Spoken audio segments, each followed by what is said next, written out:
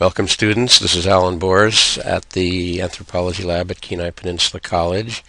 This is the second part of the lecture on traditional Dena'ina social organization and political organization. The first part, the first part is identified as Social Organization 1.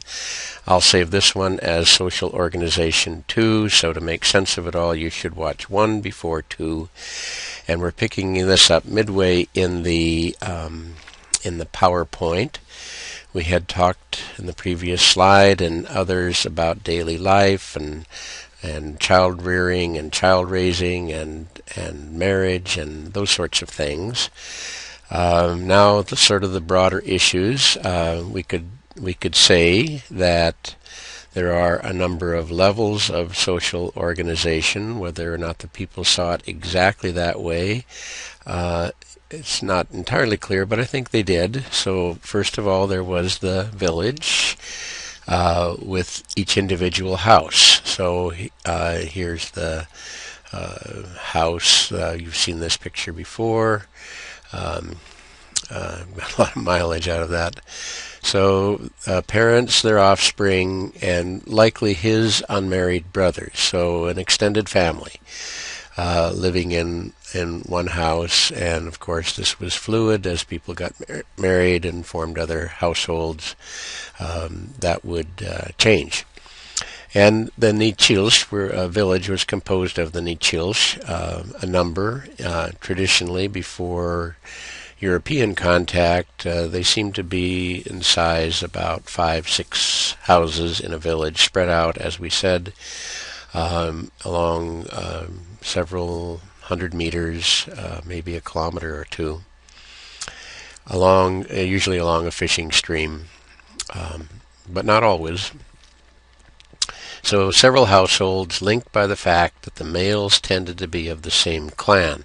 So we described that avunculocal system at the start of the first lecture on social organization. And this set of people comprised the Ukilka, or clan helpers.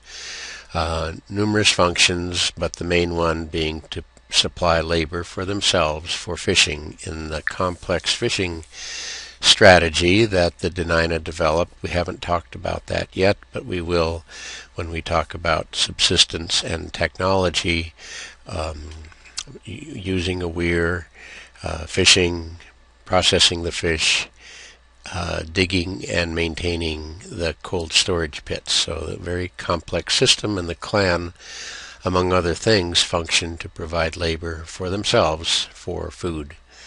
And that was organized by the Geshka. The Geshka was a chief. The Russians called that a Toyan. That's a general term for chief. Not just the Dena'ina Geshka. They called all chiefs, the Aleut or Lutig and others, Toyans. But the Geshka would be the proper term for the Dena'ina chief. And we'll talk more about him or her in a few slides. Then, broadly speaking, there were bands, and we talked about this in the first lecture. So the bands corresponded to geographic territory. This is the emic view. How they would organize themselves would be in these larger bands. For example, the Katnuhitana would be the Kenai Dena'ina, and it comprised the Kenai and Kasilof River areas, most of the Kenai Peninsula. But the Angadatnu would be the Seldovia band, a different band. And there's, I forget the number now, but there's 15-20 different bands throughout Dena'ina territory, and people would identify with those. But also there would be a lot of interaction between the bands. People would travel on the extensive trail systems to visit not just people of their villages of their own band, but other villages as well, including travel across Cook Inlet. Very common, dangerous by today's standards, dangerous by any standards, but they would travel. And here's a trail. This is a remnant of a trail that goes back into the 1800s, probably. And the trail system would be lacing throughout Dena'ina territory. Many of the trails were winter trails. And we talked about the winter trails earlier. Much of the travel was done in winter because winter was the time when you weren't fishing and you had the food stored, and it was easier to travel in the winter. As I pointed out earlier, the landscape changes in winter. Now the bogs and sloughs and wet areas that are pretty much impassable in the summer are frozen, so travel by snowshoe is possible, and the Dena'ina territory was interlaced with these winter trails. Osgood reports that the Dena'ina had social classes and a kind of stratification or incipient stratification. So he reports this. He seems to be the only one that really emphasizes it. So we'll just say what he said and reserve judgment as to just how strong these classes were. So he called the top class nobles, which would be comprised of the Geshga.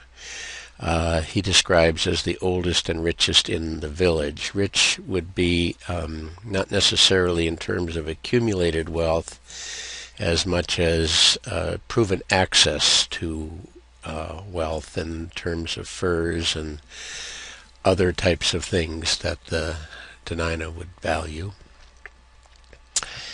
The Geshga was elected, that is chosen. It wasn't a formal election. They didn't get together and cast ballots, but it was a recognized position.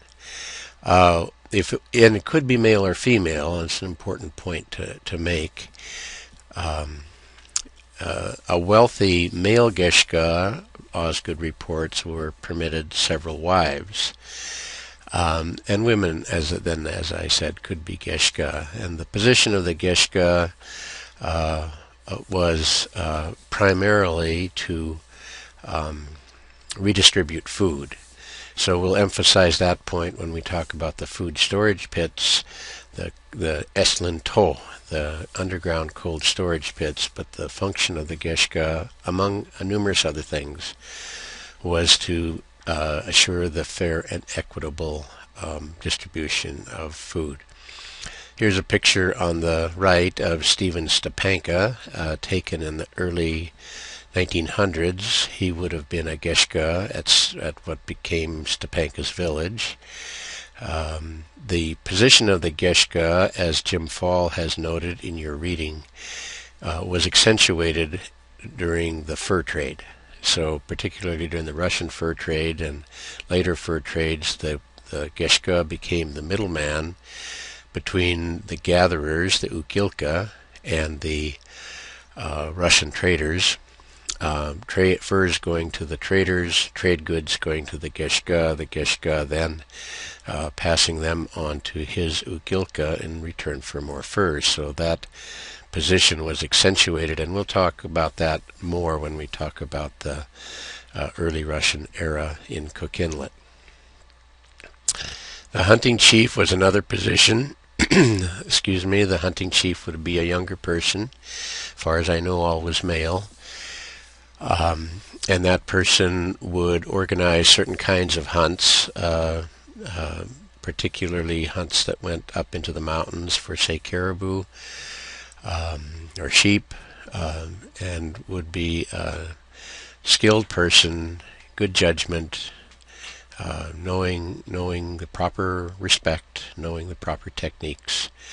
And so that would be an important person. It's not entirely clear if the hunting chief then later became a Geshga. I don't know. That the hunting chief was younger, Geshga was older. Then there were the commoners, or Ukilka, or that's Osgood's term. Probably a more accurate term is Nagilka, our clan helpers. N-A means Na. Clan helpers, our clan helpers, Nagilka. And this was the Yunque local group that we talked about. There was mobility. A commoner could become a noble, and there was negative mobility too. A noble could become a commoner. So that you could move up, and you moved up by hard work, skills, abilities that the Dena'ina would recognize as important. Osgood mentions slaves. Probably a better term would be legal aliens. Slaves were not chattel slavery. They weren't bought and sold. But there was conflict, particularly between the Pacific Alutiiq, Kodiak, and other places, or other non-Athabascans captured in war. There were very few, if any, reports of Athabascan fighting Athabascan. I'm not saying it didn't happen, but that's very rare. So slaves appeared among the Dena'ina. The conflict with the Alutiiq was of this nature. The Alutiiq did not have access to high-quality furs that the Dena'ina did, and because it isn't cold enough. The colder the area, the colder the territory, the thicker the fur, the better the fur, and the diversity of animals, fur bearers, is much greater in interior parts of the Kenai Peninsula, Susitna area, and other interior places further north. So the Alutiiq desired those furs for survival and just for clothing primarily. But the Athabascan, the Dena'ina in this case, there was nothing the Alutiiq had that the Dena'ina needed. So many of the attacks were of the nature of the Alutiiq attacking Dena'ina to force capturing Dena'ina as their version of slave. If they wanted, and that was to force the Dena'ina to trade with them. They give them their slaves back if the Dena'ina traded with them. But sometimes it went the other way, and Dena'ina would take Alutiiq apparently as slaves. So it was as I said, not chattel slavery, but involved forcing trade or not forcing trade. Slaves or legal aliens were treated fairly and were often given their freedom. And upon given freedom, it is said they may elect to stay with their former owner, as a commoner. So this is a reflection of why that term slavery, which usually has the connotation of bad treatment, is probably not the best term. Legal alien is one I would prefer. Women were captured as wives and apparently had full rights, but it's not clear what their clan affiliation would be, and that's a problem because in a matrilineal system, what clan would then the children be?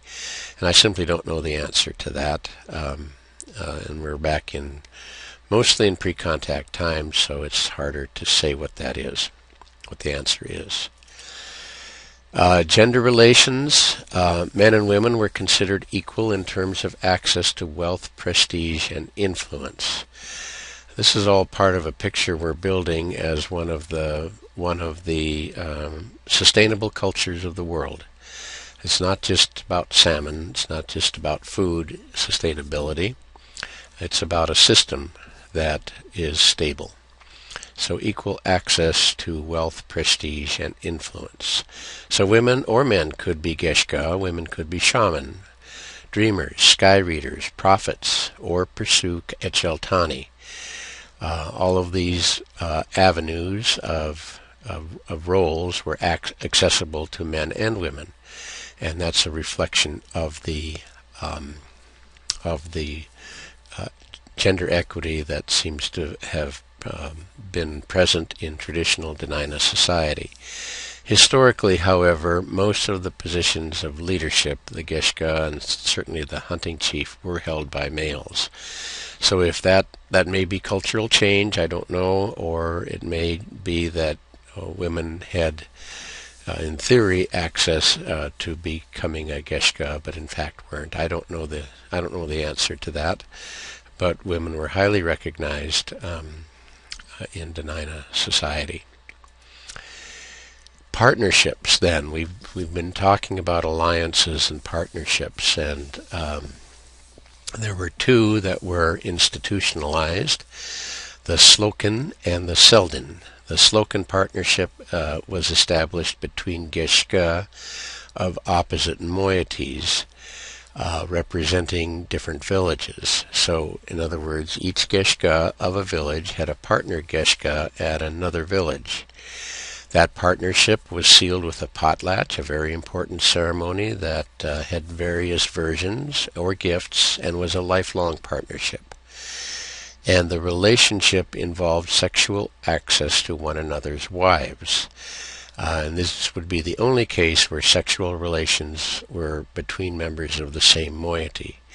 It's common in cultures where the leaders, in this case the higher status people, operate by different rules and than the commoners, than the others. And this was reported to Osgood, and Osgood reports it. I don't know how pervasive that was, but it reflects this lifelong relationship. As we'll talk about when we talk about subsistence, one of the features of the Geshka partnership was that if something were to happen to the food stored by a village, the partner Geshka could appeal to his partner to divert some of the resources of the partner village to the village in need.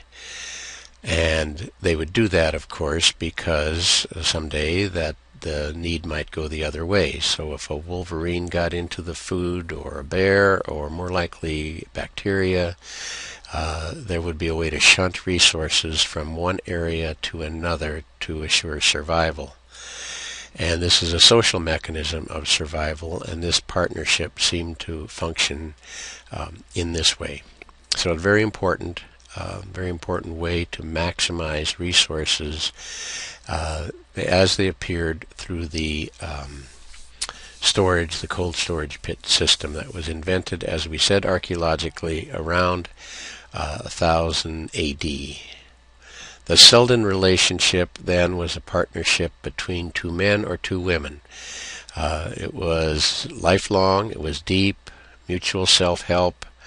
For example, at Kalifornsky Village, Nika Norka and Alex Kalifornsky were partners. They hunted together, they traveled together, they trapped together, they do many things together. And women too had partners for activities that women would do, including hunting and trapping, berry picking, other sorts of things like that. These were, if you've ever, say, camped with somebody that you're very comfortable camping with, you know how that can be a good thing. Or if you've ever camped with someone where you just, it was friction all the time, and there were always problems, and it was always tense. And the little things they did annoyed you, and probably vice versa. So the nature of this partnership was comfortable and mutually helpful, and tended to suppress hostility, tended to suppress problems within the village. Partnerships, two kinds.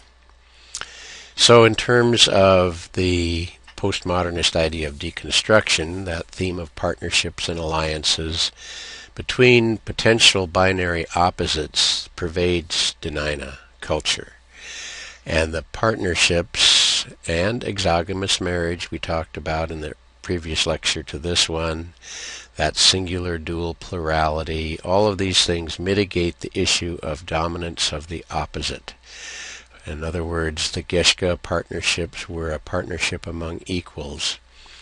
The alliances between villages became equals. Individuals in the village to the Selden partnerships became one of equals, and so that tended to negate the problem of dominance of the opposite, because the opposite becomes your partner.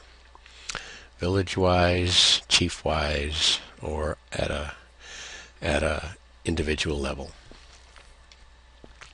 This probably was a feature of most Athabascan and, in fact, many hunting and gathering societies. So the Geshka, a little more about that. Here's a necklace the Geshka would wear, this beautiful dentalium necklace. This would have been historic because it has the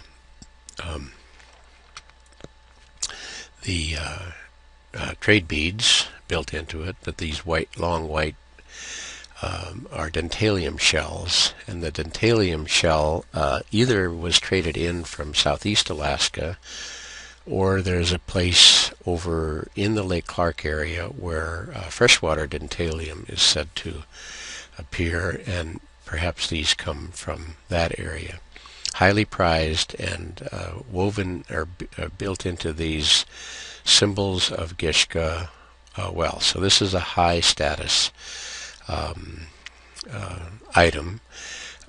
This particular one is in the Kenai Visitor Center and is on display there. So the Geshka validated their position of authority excuse me, by redistributing back to his Nakilka, our clan helpers, food and other resources through feasts and potlatches, but also controlled the food source. They, as I said, could divert food resources to a partner Geshka, who would redistribute back to his Nakilka. So this was a very functional position.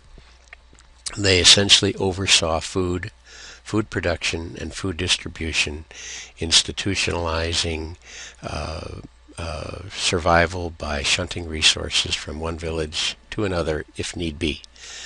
The Geshka seldom left the village, it was said. They would make rounds looking after people. Remember, the Geshka was an older person, man or woman, was the person to make sure everything was going well. The Geshka also resolved village disputes through mediation, perhaps arbitration, but as a mediator, his or her services would be important. Of course, disputes arise, and to have someone wise mediate that dispute would contribute to village harmony. Apparently, sometimes arbitration, that is, okay, they can't agree, so the Geshka will say, this is the way it's going to be. So let's talk about the end of life. We talked about birth and child rearing in the previous lecture.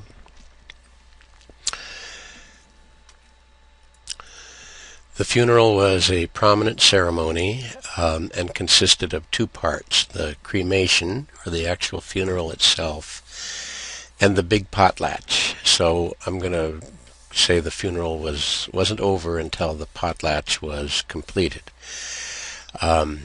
So a cremation was held within a week or so of death. The pre-contact Dena'ina cremated their dead. With orthodoxy, and once orthodoxy becomes established in most places in the early mid-1800s, then cremation was not practiced, and there are beliefs in orthodoxy that make it not acceptable to cremate the dead. I'm not exactly sure of the details of that, but that would have been one of the disconnects between orthodoxy and traditional Dena'ina, and probably affected the big potlatch as well. So pre-contact wise, Osgood was able to find information and others of how it was done. The bodies washed, dressed, drawn into a sitting position, and the family would stay with the body. And several miles away, not at a single spot, but apparently at a random spot, a pyre was built of logs, and that's where the body was cremated. The body was pierced to allow its spirit to escape at some point during the cremation. So the cremation is a symbolic way to release the spirit we'll call it the shadow spirit of the person when we talk about spirituality. So the shadow spirit is released, and that spirit then is released and becomes an ancestor spirit. And as I say, we'll talk quite a bit more about that in its details. In addition, the artifacts of the person, the tools of the person, were also cremated in that same ceremony. And we talked about the concept of Bagesh earlier, and Bagesha, and that purified the artifacts of having that information that could be negative that was associated with it. Mourning was extreme grief. Mourning songs are sung all night long. The widow, less often the widower, will burn her hair, skin at the funeral pyre, sometimes skewer her flesh. Sometimes, in a show of extreme grief, the widow commits suicide by spear or hanging, or sometimes becomes insane. And likewise, the death of a child elicits extreme grief. The grief appears to be related to the idea that the deceased knows one's thoughts. So this could cause extreme grief if life events had not been resolved, and the grief would be intense because now the deceased knew your thoughts. And that's the function then of the potlatch, to propitiate those spirits. After the cremation, the remains are gathered and buried, and or hung in a bag on a pole.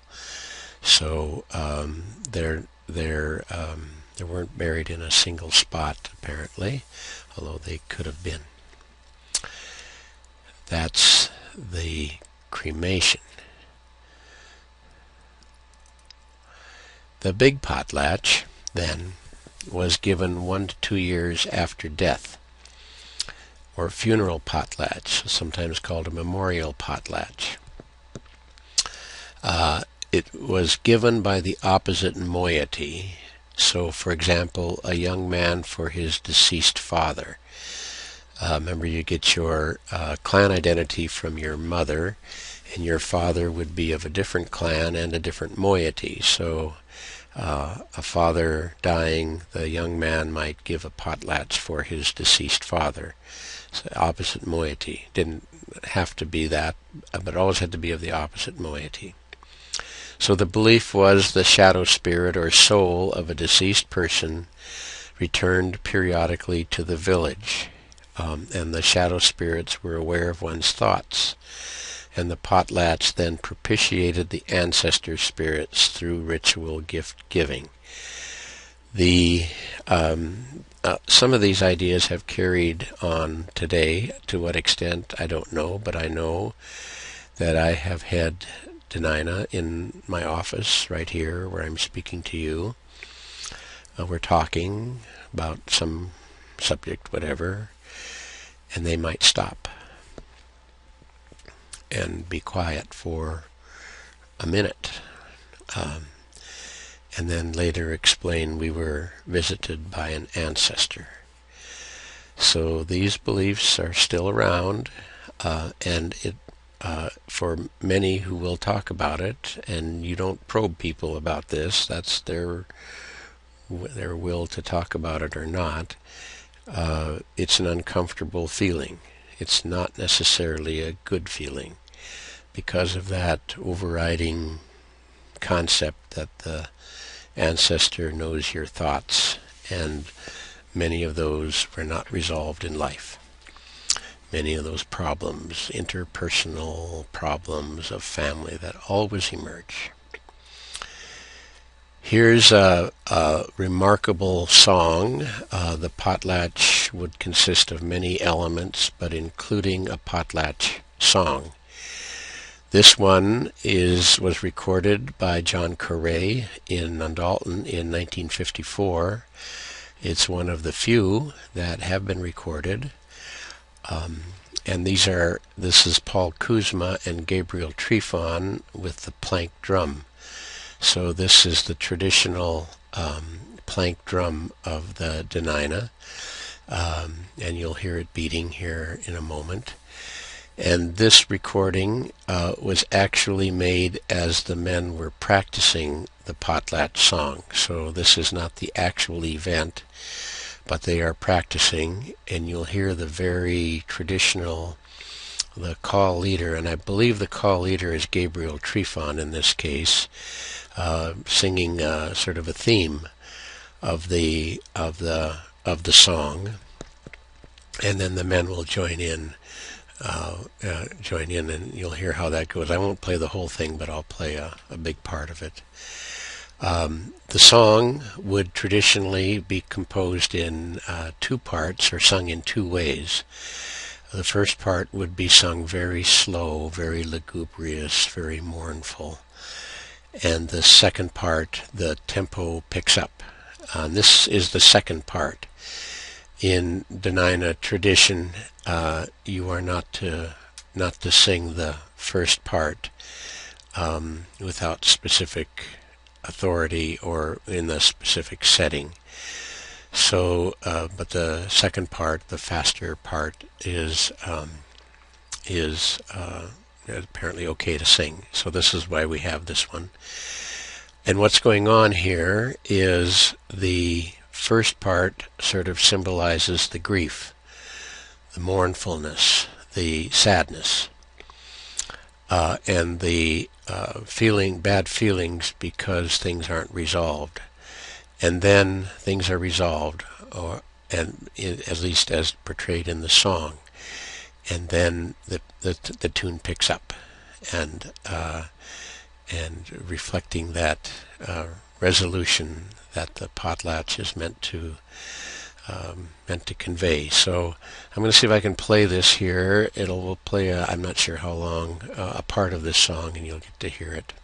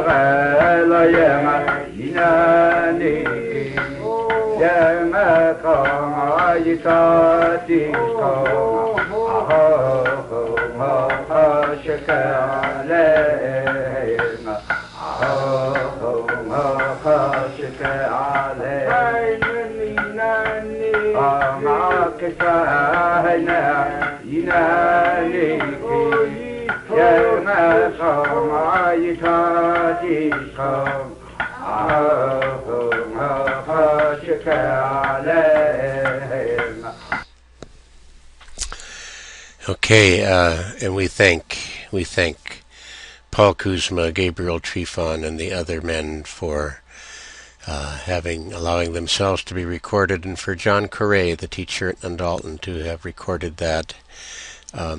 Just remarkable insight for us. So what they're singing about, a man had died, a relatively young man had recently died. I believe he had gone through the ice or something. And they're singing to his soul. They're singing to his shadow spirit. And they're taking him around inland Dena'ina territory, taking him in a counterclockwise direction around Dena'ina territory, and they're singing of specific places and the events associated with those places that he is now encountering as a shadow spirit. the mountain range extends. This is another Potlatch song. This one was written by my friend Peter Kalifornsky. It's in your book online as part of the course materials. This was the Potlatch Song of the Lonely Man, which Peter composed. These were composed songs in 1977. And then several versions. He also had another version, and this, I believe, is the 1983 version. And it's been recorded. I've heard him sing it a number of times. So it's the Potlatch Song of the Lonely Man, and the English goes, "Where else might we be scattered to? Where are our relatives? Where are the friends who might come to us with cheer? Where are our loved ones who might come to us with kindness?" And that's sung in that tradition very slowly, very mournfully. He's lamenting the demise of traditional Dena'ina culture. Where have we been scattered to? And the second part, then he picks up the tempo. He picks it up. Our relatives have come back to us, have come back to us. Our friends with cheer too have come back to us, have come back to us. Our loved ones with kindness too have come back to us, have come back to us. You-he, you-hoo.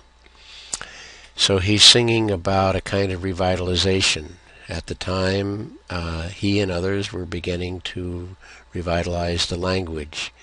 In the early 70s, there was a lot of cultural revitalization, some of it associated with the Land Claims Act and other sorts of things among Dena'ina and other Alaska Natives.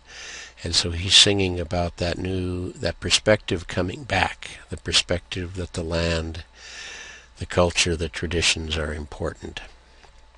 The Potlatch Song of the Lonely Man. So what does the potlatch do? So we're anthropologists, so we break it down, so it propitiates the shadow spirit of the recently deceased. So that's probably the main thing. Should back up a little bit and say that I think potlatches have been massively misunderstood by anthropologists and others because they have focused on the exchange of wealth. And yeah, there was a redistribution of wealth that may have been part of it, but the wealth is symbolic. Wealth is not, I don't think it was a major material factor. Certainly it occurred, but it was really about propitiating the spirits, at least the memorial potlatch, and that feeling of communitas. So, communitas. We talked about liminality, moving into that special mental state that's associated with ritual, that's associated with religion. These were ceremonies that lasted for days, and some of them were games and happy, and other parts of the ceremony were this deep spiritual state. One of the best portrayals of this is the movie Hitting Sticks, Healing Hearts. It's not Dena'ina, it's in the Koyukon area, I believe. But if you can see the video or check out that video, it portrays as well as anything what's going on. Healing Hearts is the emphasis. We saw the plank drum being played, or heard the plank drum being played. But what's going on is healing of soul loss. And that state of liminality, moving away from the everyday, and doing it in a group setting, communitas, is what's critical to this, I think. There was a way to achieve status as well. If you were successful in the potlatch, you were recognized as an important person in your community. It was a way to raise oneself to the level of a Geshka, perhaps. And there was some redistribution of wealth, as we'll see here in a moment. But I think the first two are clearly in my mind anyway, the most important. This is a potlatch cap here that would have been worn, and the feathers would of course bob. This is in the Peabody Museum at Yale. Lifted it off their website. I hope it's okay with them. So let's talk about the ceremony. So Osgood has a number of versions. This is the Kenai variation. There's a Kachemak Bay variation we'll see on the next slide. I believe he had an Iliamna variation as well. So like what? Like Christmas. All of you listening to this, if we did an ethnography of how you do Christmas, it'd probably be a little different. Certainly in different religious settings, it's different. So the details we aren't to ask. So which is right? It's that what are the themes? So this is the Kenai variation. So the potlatch giver. So that's we'll call him X here to make this all straight because it's a little complicated. Has accumulated sufficient wealth. He then announces his intention to give a potlatch for the opposite moiety and in memorial.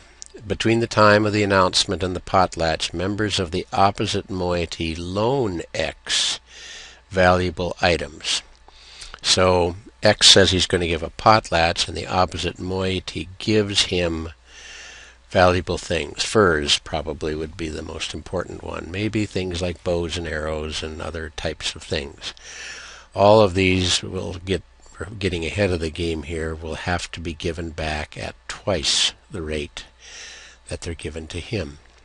Sweat baths are important. Sweat bath isn't just for cleanliness. Sweat bath is part of that spiritual mental state. On the appointed day, all involved gather. There's feasting, there's games, there's dancing. Sweat baths, again, are important. During the feasts, guests have license to be demanding. So this is like the, more food. But if they're too demanding, they are reprimanded by their own kin. That's like the uncle that gets a little out of hand at the wedding ceremony. Tone it down a little bit.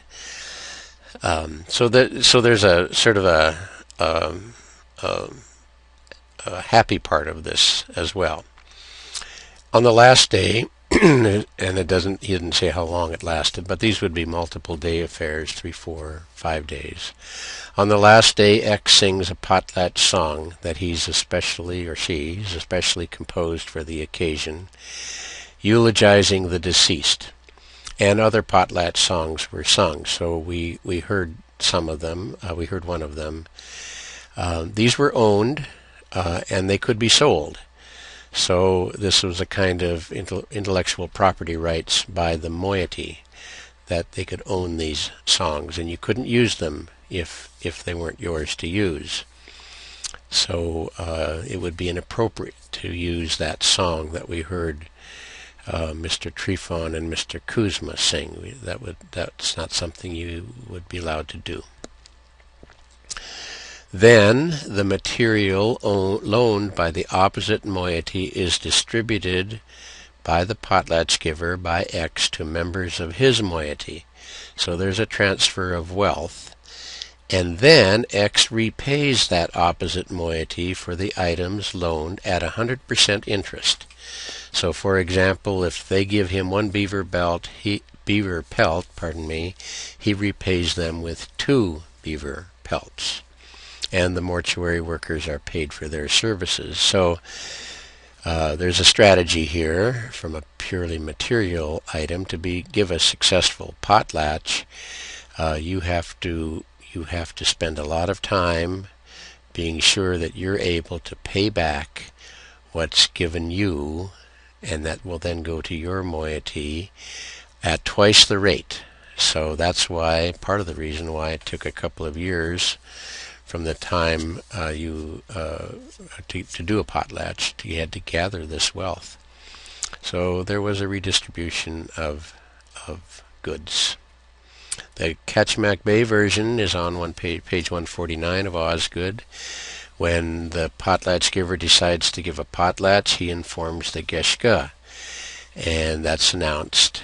The invited men and wives gather at the house, in this case, and they're given an elaborate feast. After the feast, the women go home or look on. And this is the only place, I think, where there's that disparity between male and female roles. Young men sit on the side, old men on the other, the Geshka at the back of the house.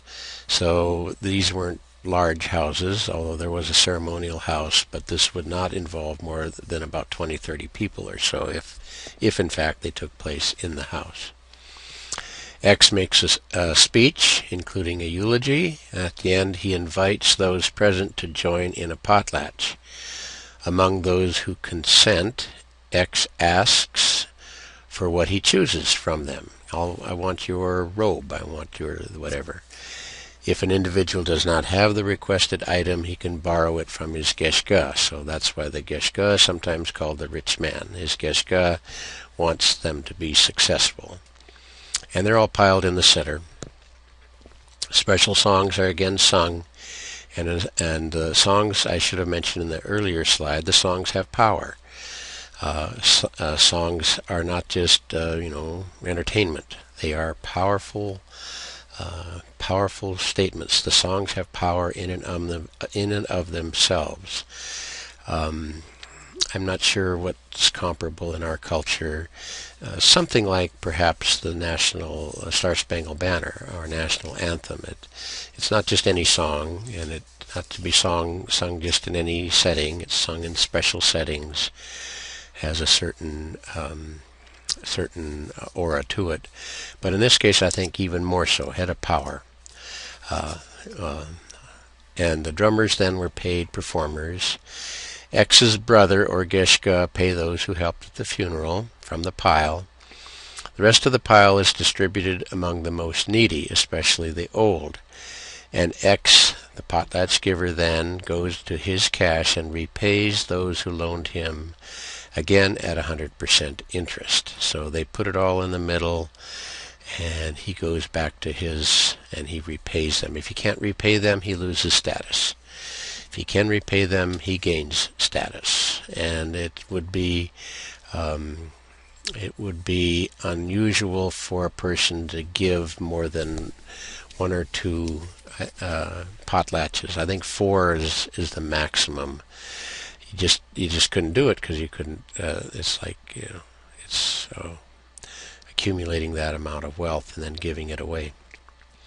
So it's not materialist in the sense of accumulating wealth, but it's and keeping it for yourself, or should I say individualist, but it's accumulating wealth and then giving it away and getting a like amount of status in return. So in this case, following the game, someone from the opposite moiety then announces his intent to potlatch, and the whole process repeats.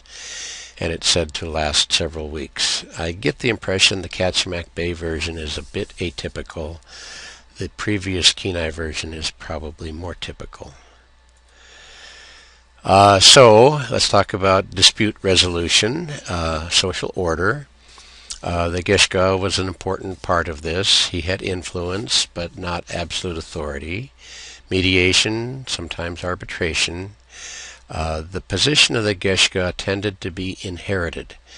But that is, if it was a male Geshka, his son would become Geshka, but not always, and that may have been sort of a later phenomena.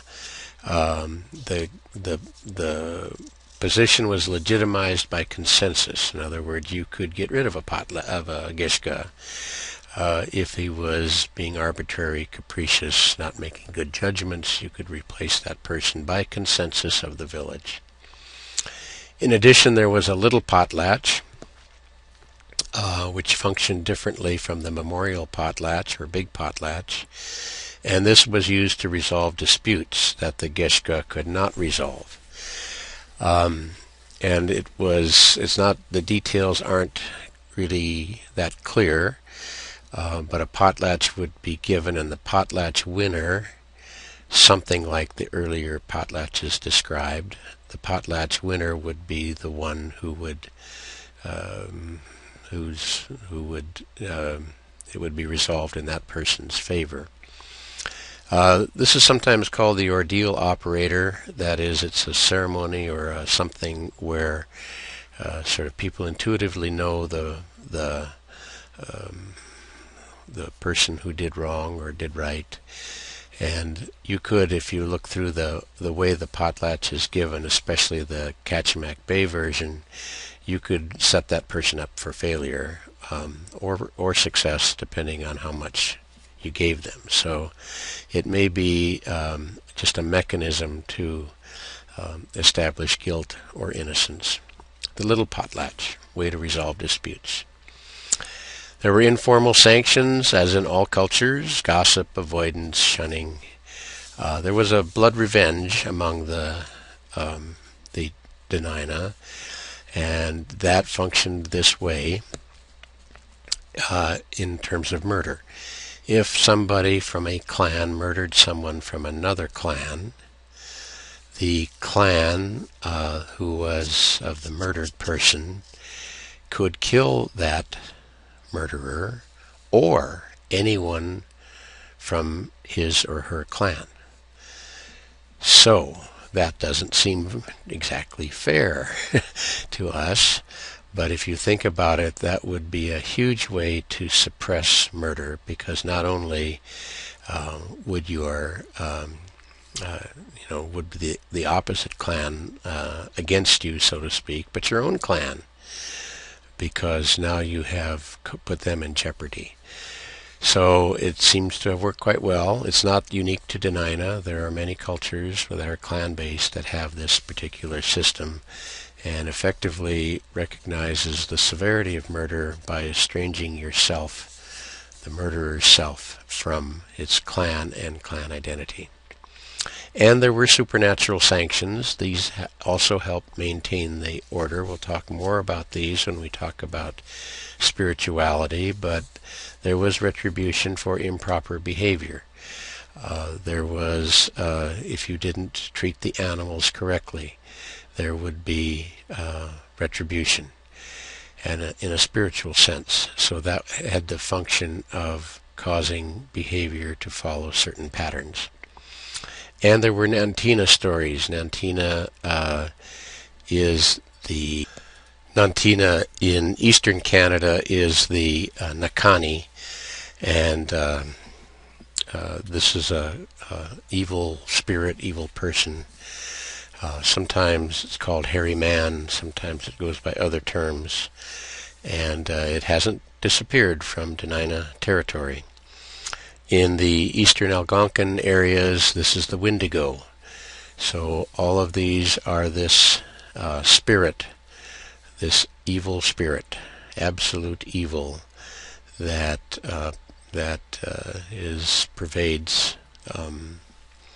pervades the territories.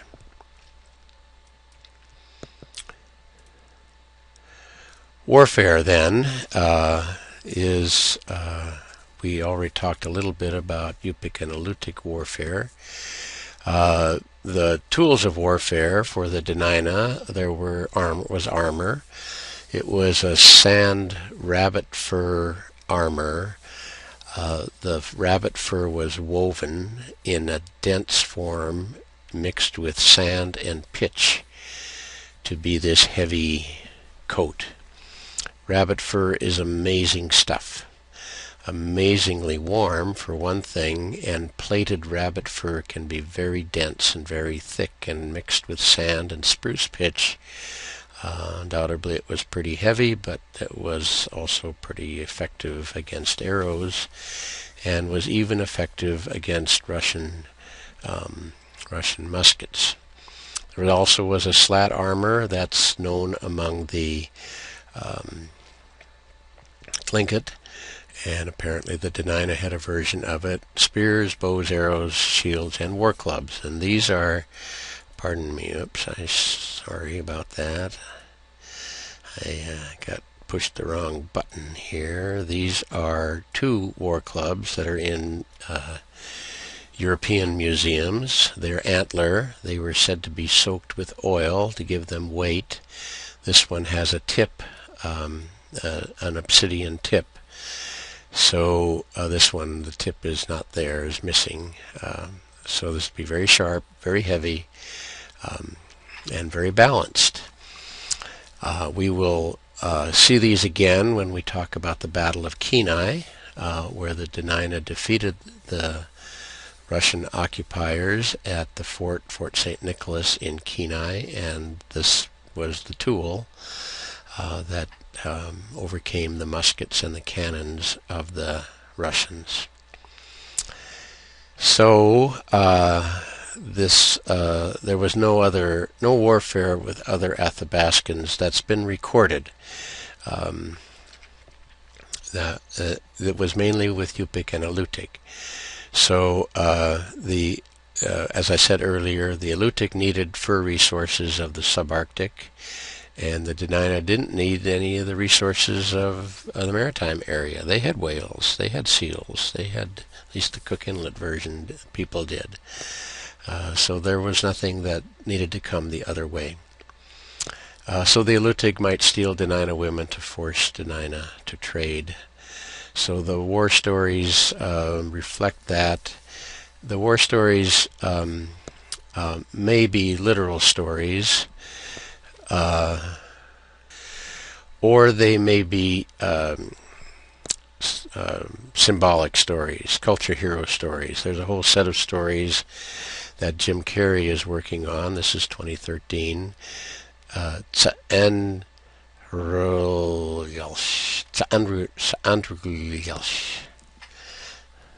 He's a culture hero. He's a Dena'ina culture hero. He's bigger than life. He'll do things like there'll be a battle between the Yupik and the Dena'ina, and he'll be sleeping in someplace, and they'll come and wake him up and say, "We're getting the bad end of it. You got to help us." And go on. And they come back a little later, and they're defeating us. You need to help us. Okay. He gets up. He walks out. He starts grabbing the Yupik arrows out of the air, shooting them back at them, killing them off, all except one, who he kicks in the pants and sends back and said, "Go tell your people not to attack us again," or words to that effect. So literal, probably not. These are sort of John Wayne stories, hero stories. John Wayne typifies our side and then the faceless other. And it's probably almost certainly true that the Yupik have a similar story about the Dena'ina. So they're identity stories. They really are meant to say who are we a part of, and not meant to be literal stories of actual events, although we certainly can't discount that some of them are based on literal events. Warfare. Either way, warfare does not seem to have pervaded Dena'ina culture in that it was a constant thing. And that's usually not the case with hunters and gatherers. If you're spending all your time in warfare, you're not gathering food. So it's usually overblown, I think. But nevertheless occurred, and it was another form of dispute resolution. So this is the last slide. This is one of my ways to try to make sense of things. I think in terms of charts and graphs, so you'll bear with me here as I go through this slide, because I'll use another version when the Russians come and another version during the American period. So it organizes things according to energy, particularly food energy and other food resources. And at the other end of the spectrum is ideology, ideas, beliefs, spirituality. And structure here involves the roles of transformers, people who actually get the food and put it into a form to be used, and regulators who regulate the distribution of food, and integrators who integrate the ideology into the society. This is a system modified from Richard Adams as a way to describe culture.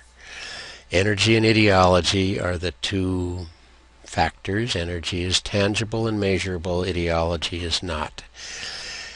Structure then is measurable in terms of roles. So here's one local village.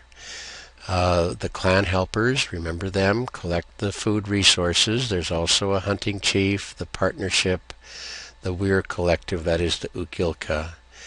And that goes into cold storage, which is controlled by the Geshka.